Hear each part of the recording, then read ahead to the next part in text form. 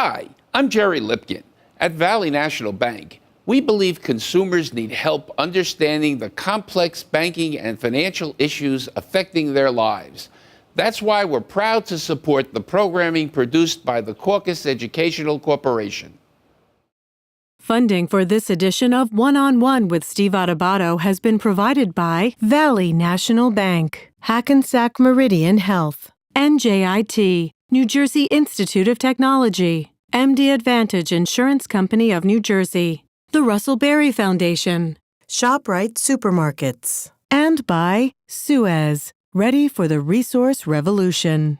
Promotional support provided by Commerce Magazine, and by New Jersey Monthly, the magazine of the Garden State, available at newsstands. This is One-on-One. I'm an equal American just like you are. The jobs of tomorrow are not the jobs of yesterday. Look at this. You got this? Here it is, man. Look at that. Life without dance is boring. When you first heard that they were doing Charlie Rose and Gayle King, didn't you go, what? Do you enjoy talking politics? No. People call me because they feel nobody's paying attention. Our culture, I don't think, has ever been tested the way it's being tested right now. Such a good question. High five.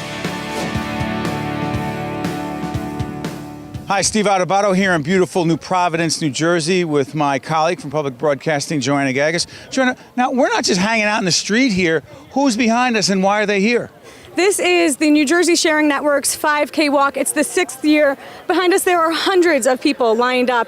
And we're going to talk in this next half hour to just a handful of those folks whose lives have been touched by organ and tissue donation. You've spoken to some already, Steve. Yeah, the Sharing Network is an amazing organization. The headquarters is here, but we're talking to people who have given the gift of life, people who have lost family members as young as 2, 15, 22, a little bit older, who decided to give the gift of life. So those people who have given their organs to others who are in this race, who received organs, those families are coming together sometimes for the first time today, walking, running together.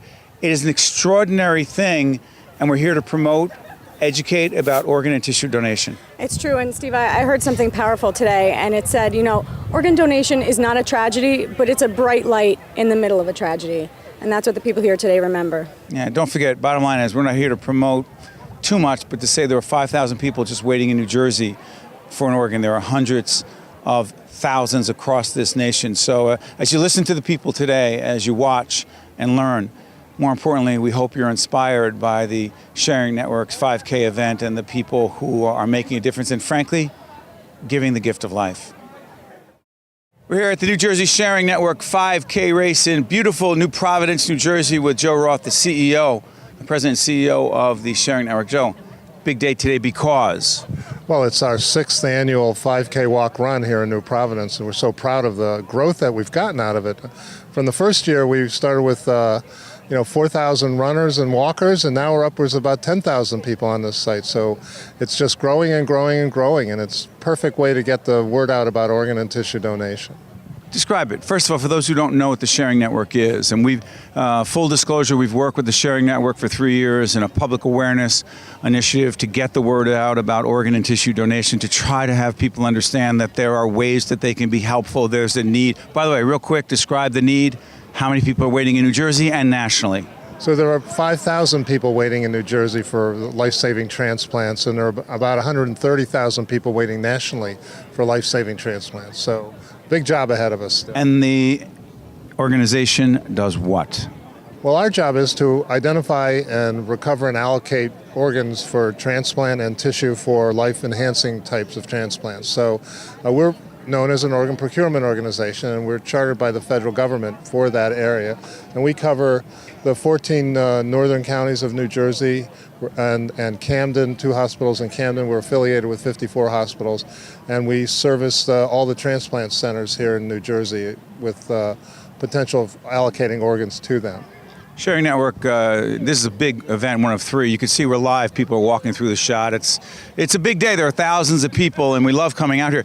Joe has come into the studio with us many times, but we like to actually be here, one of 3 events that the Sharing Network is holding. But the one thing I want to do is ask Joe, beyond what the need is, beyond what you can do to be helpful, is to talk about some policy questions. There are some things that government officials could be doing, should be doing, may not be doing from your perspective. that can help the cause, if you will, of organ and tissue donation? Well, one of the most exciting things was the HOPE Act that was HOPE Act. Yeah, signed into law in 2013. It's the HIV Organ Policy Equity Act, and it was sponsored by Senator Boxer of California. But what it does... Senator Barbara Boxer. Senator Barbara Boxer of California. And what it does is it allows for the once prohibited transplant of HIV-infected organs into HIV-infected patients. There are so many people with HIV today living a lot longer productive lives, and they are also in need of transplant. But federal law mandates that you can't do that kind of a transplant until now. Now you've got, in 2015, they started the process of allowing certain centers to transplant HIV-infected organs into HIV-infected recipients. And we at the Sharing Network are about to get involved with one of our local centers, St. Barnabas Medical Center in Livingston, to assist in recovering HIV organs for transplant into HIV-infected patients. So it's a very exciting thing. It's another way of producing more organ availability for patients who are needing and help, reduce the number of deaths on the waiting list. Joe, as we talk about this, you talk about this community of people that often does not get talked about, where there's a need. Do you believe that, again, we've made some progress, we're nowhere near where we want to be, need to be. To what extent do you think that the people who need to know, who want to be helpful, do know right now that they can be part of the solution and they can make a decision? By the way, for those of us who have checked off on our license, hey, I want to be an organ donor, do you think most know?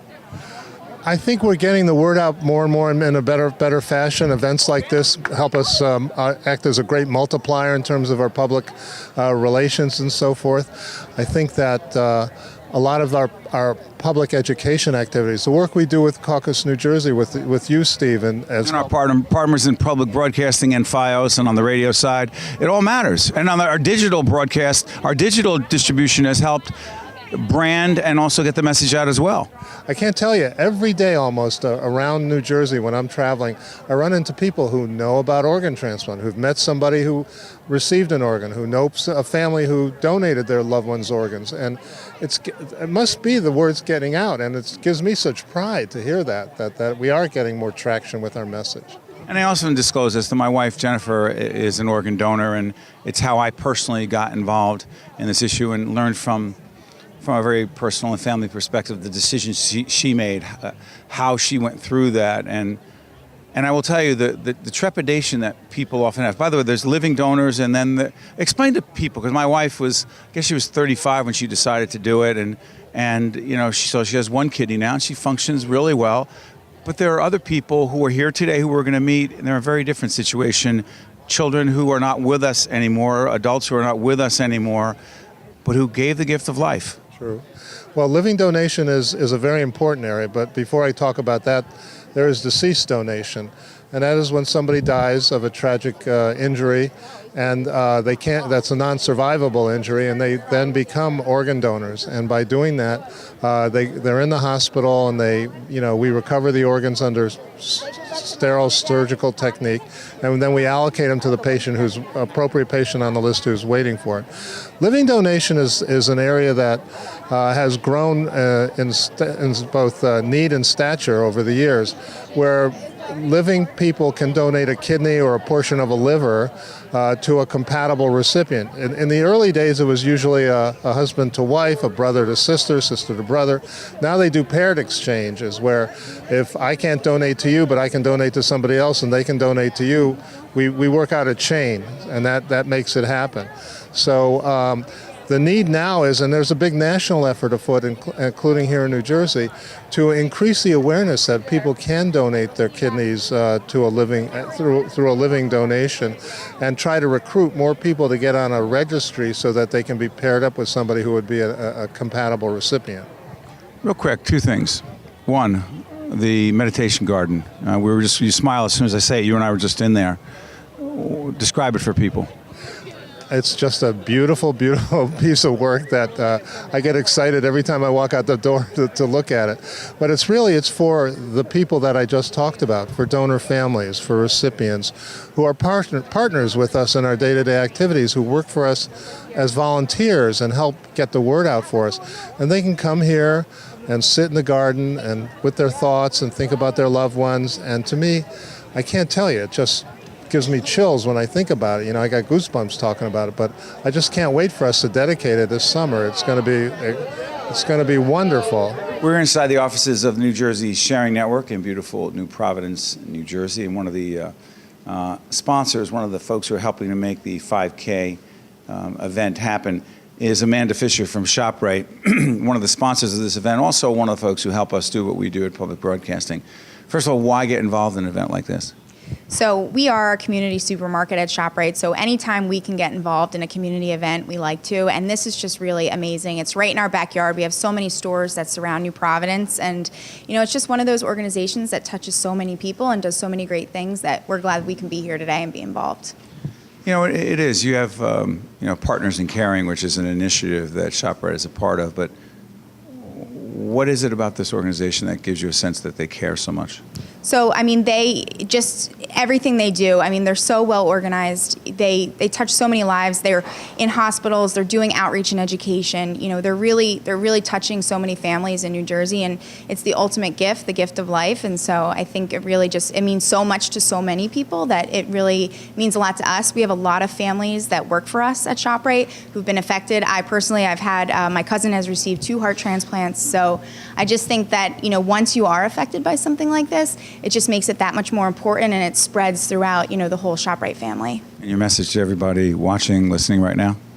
I mean, organ donation is amazing. It's the ultimate gift, and I know that there is a lot of stigma attached to it, and with organizations like the New Jersey Sharing Network spreading the word, you know, we're hoping that, you know, it becomes less stigmatized and people feel more comfortable about speaking about it, and then also, you know, making that decision. Thanks so much. Thank you. We're talking about the gift of life, and we're talking to people who don't just say it, but they live it. Their family members lived it. We're here at the Sharing Network in New Providence. It's raining outside. As I said before, there's a 5K event going on, but we're talking to the people who are part of the event, and this is Sharon Marino and her son, Nicholas, at 24, passed. Yes. And made a huge difference and saved 5 people's lives. How? He gave his heart, 2 lungs, and 2 kidneys. An odd story is, beginning of December, he was scheduled for shoulder surgery, and he himself was put on a donor list. And we talked about, that's how it came about organ donation, and he was very adamant about saving people's lives if it ever came to it. He said, Mom, somebody is helping me. If it ever comes to it, I want to help other people. And had me become an organ donor. He had you do it? As well as his brother and his dad. And 3 weeks later, he passed away, and we fulfilled his wishes of becoming an organ donor to save people's lives. So today, you are with a team at the 5K event, and the name of the team is? Marino Makes Miracles. How'd you come up with that name? Many people in the hospital, his friends, called Nicholas a miracle maker by being an organ donor. So we just put Marino with it and came up with the name. Yeah, we're going to take a shot. You have a picture of Nicholas on your back, don't you? I do. I do. What was he like? He was the kindest, selfless, most compassionate person I know. He would help anyone, whether he knew them or not, and put everybody in front of himself. So today, while you're walking, what do you think you'll be thinking and feeling? Oh, I already know. I know that Nicholas is looking down, smiling, and so proud of his family, his friends, for following his wishes of becoming an organ donor. And luckily, we had the sharing network to be part of it. So for people who say, I can't make a difference, you say? Oh, you can definitely make a difference. You can make miracles happen.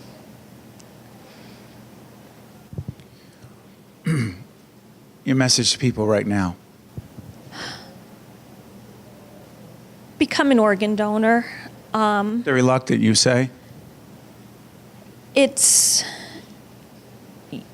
Everyone can become a miracle maker just through organ donation. Whether it's one life, whether it's 5 lives, you're making a difference in other people's lives. To see more one-on-one with Steve Adubato programs, visit us online at steveadubato.org. If you would like to express an opinion, email us at info@caucusnj.org. Find us on Facebook at facebook.com/Steve Adubato PhD and follow us on Twitter at Steve Adubato. This is Miriam Concepcion. She is a live kidney donor. You donated your kidney to who, Miriam? I donated my kidney to my daughter's godfather in July 21st of this past year. Explain the process. How did you decide to do this? Why did you decide to do it? I wanted to do it because I knew he was so sick, and he always is a person that gives to the community. And so I decided to go to St. Barnabas and get tested without him knowing. And then when they told me that I was a good match, I told him. He got very surprised and was saying, no, what? But we were able to, hurry up and do the process because he was so sick, and we came out good. How is he doing now? Every Friday, we do domino night. He comes to see me every Friday night, and he's doing great. How would you describe the life he was living before he received this life-saving organ? He was a very poor life. I mean, he couldn't go nowhere or go on vacation. He was very sick. He's also a heart recipient, and he was very, very sick. He really needed this very bad. How would you describe his life now and your relationship now? It's like he's my brother. He's part of me. And You're a part of him. Yeah. I'm part of him. And right now, he does everything. I mean, he goes on trips, he's very active now. He says, I can't believe I feel so good. Why are you here today talking to our audience about the need for organ donation? Because I would like people be aware that, they should consider, if they could, to be a live donor, because there's a lot of people out there that maybe you could be a match to save somebody else's life from being on the dialysis machine 3 times a week and being so sick. So I'm here because I like to hear the stories, and I like to spread the word about living donation. And I have to ask you, Miriam, people might be listening to you saying, I really don't want to undergo surgery. It's probably going to be painful. What was it like for you? Like nothing. I really was very surprised. I got out the next day. No pain. I feel great. And you're here walking, you're physically active, you're healthy, and you helped somebody else restore their life. Yes, I really feel very good, and that's why I want to tell people to know, they really take care of you. They make sure that you're in good health before you do it. And I came out the next day, and I feel fine after 10 months now, and I feel real great. We're here with 2 absolutely amazing people. We're here at the Sharing Network 5K event. You see the runners doing their thing and raising money for this terrific organization. This is Thomas and Paige, and they have a great story. Thomas, you received a heart transplant in May of 2015, right? Yes, I received it May 12th, 2015. From? Barbara Mead. And your connection to Barbara Mead? She was my neighbor, but more than that, we were more than family. You're 6 years old, you became friends. Yes. So let's get this straight. So Barbara gives her heart to you, the gift of life. So in May 2012, you have life. And now you come together and you're part of this event. Talk about it.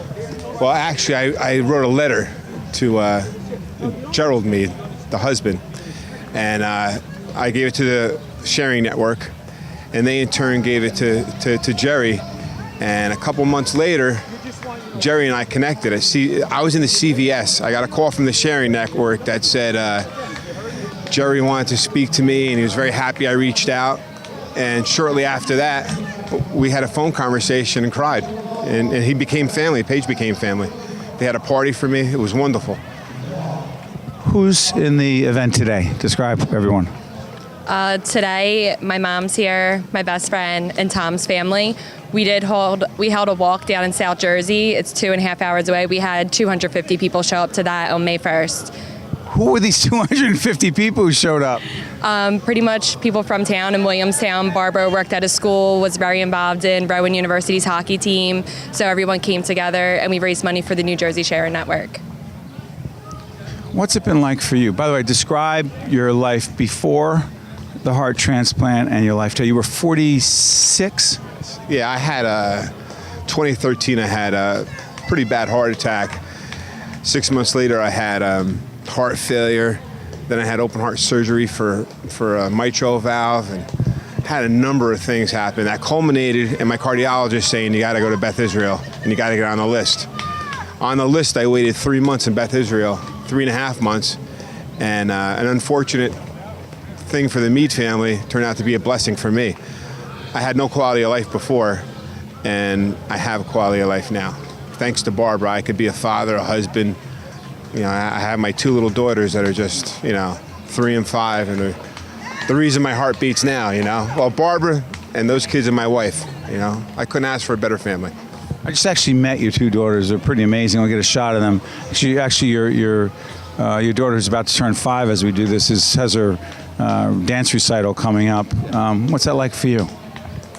I missed a lot of things last year, and after I had the operation, I couldn't pick them up. I couldn't be a dad, and I'm kind of a hands-on guy with them now, and it's been the biggest blessing. What do you think you owe her and her family? I owe them to take care of myself out of respect for Barbara, for her sacrifice, and to live the right way, live the right, eat right, exercise, and be an example, to my kids and my family. And I owe it to the Mead family also. So that people understood what kind of person, you have a sense of the kind of person Barbara was to do what she did, but what kind of person was she when she was living her life? She had the biggest heart in the world. She worked at one of the elementary schools in town. All the parents said she was the mom to their kids when they couldn't be there for their own children. So she would do anything for anyone. What would she be thinking today, this race? Oh, she'd be so proud right now. She'd be so proud. She'd be yelling. What are you feeling today? A mix of emotions. I'm happy we're here and happy Tom's here, and I miss her, but I don't think any of us would have been able to get through this without meeting Tom and Sally and the girls. We're here at the Sharing Network 5K event. You see some of the runners. Some are running, some are walking. Either way, you got to get to the finish line. The music is playing. We're here with Jillian Padilla, whose dad, Richie, was an organ donor in 2013. Tell us about your dad. My dad, he was a free spirit. He loved riding motorcycles, and that was how he passed away. But he was just always laughing, always smiling, and I'm happy to honor him on this day. You have a beautiful picture of your dad that we're going to get a shot of right over here. Tell us about that photo. Why is it? You said right before we got it on camera, Steve, that's my favorite picture of my dad. Why?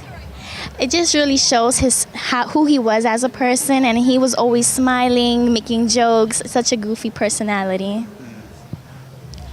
Had he decided that he was going to be an organ donor, and how did you even know? No, when the time happened, he wasn't registered on his license. It was a decision that me and my family made. It's such a tragedy. We figured this was the best thing that came out of, such a tragic situation. So you sat around and you said, this is a terrible situation, a tragedy no one expected. What? How can we help other people? I mean, I'm not going to try to imagine what was going on, but is that what happened? Yeah, we felt like in such a tragic situation, this was the best thing we can do because it was unexpected. And he was 43 years old when he passed away, so he was really young. He just had a large family as well, so it was the best we could do. And the other thing is you wind up becoming a volunteer here at the Sharing Network. You received a shawl from the Wrapped in Love program. First of all, what is that program? And then you wind up running the program. What's the Wrapped in Love program? Well, the Wrapped in Love program has volunteers who knit and crochet shawls for families, and we give it 2 years after the anniversary to the donor families in memory of their loved one.